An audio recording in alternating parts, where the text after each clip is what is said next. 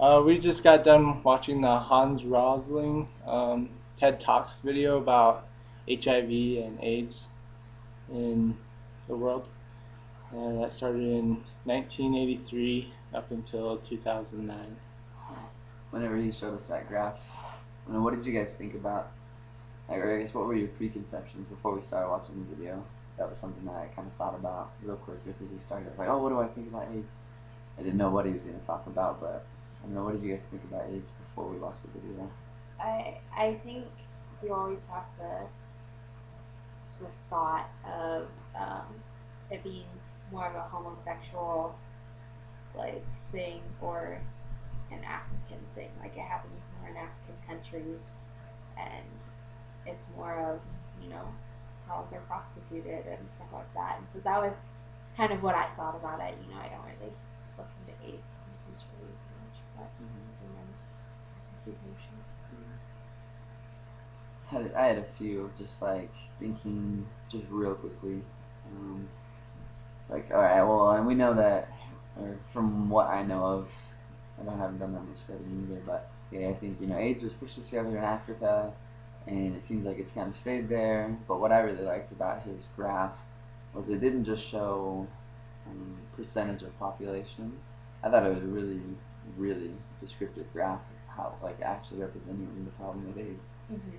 Because each bubble represented the country, the size of the bubble represented the actual count, and then where it was on the graph actually showed the percentage, which is really cool because you saw countries that had a lot of a lot of numbers for AIDS, but not that high a percentage like America.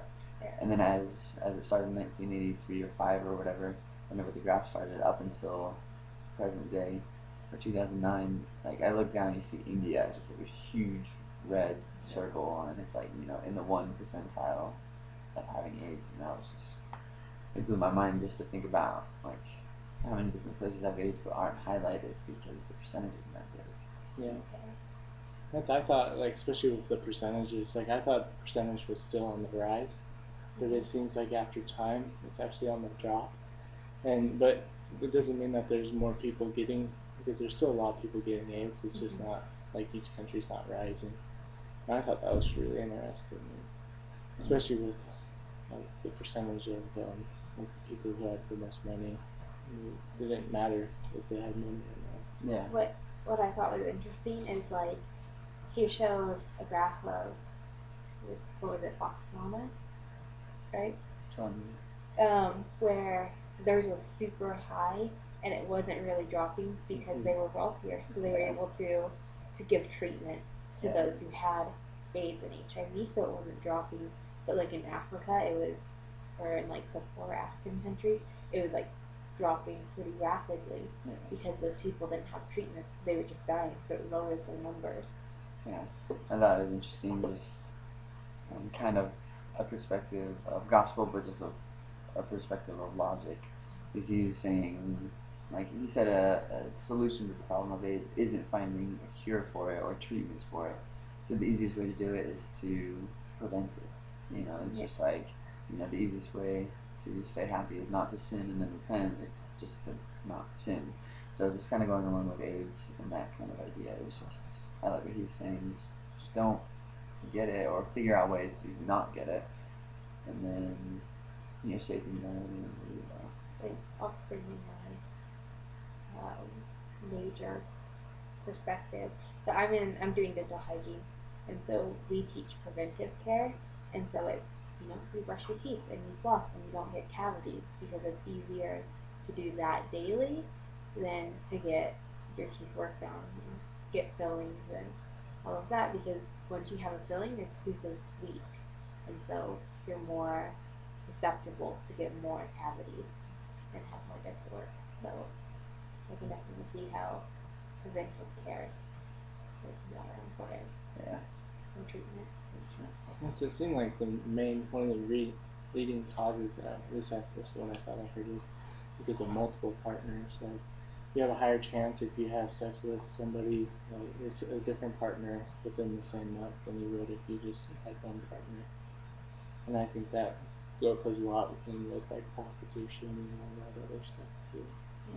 Serious problems. Makes sense if you think about it. It's just a minefield. The more steps you take, the more of a chance you have of actually getting a mine. Whereas if you stay in the same spot, have the same partner, another kind of celestial perspective, you're able to stay away from it.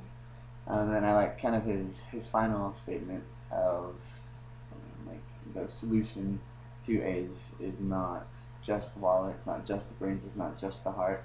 It's a combination of all three. The solution and just our perception of it.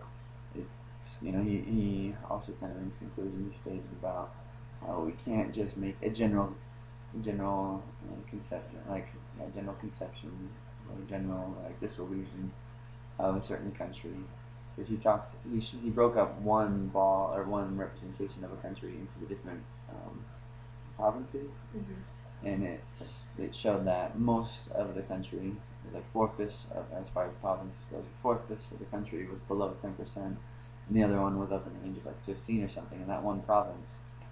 It just shows that different parts of different countries have different rates, and so you can't just make those generalizations. It was crazy when he broke it up into like all of the countries, and like the tip of South Africa was just like completely blue, and just 15% of the world's HIV population is there, and they're only 4% of the world's population.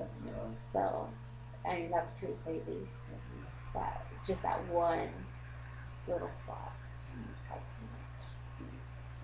Well, I think that's past our time, so see ya. Good video. Bye. See ya.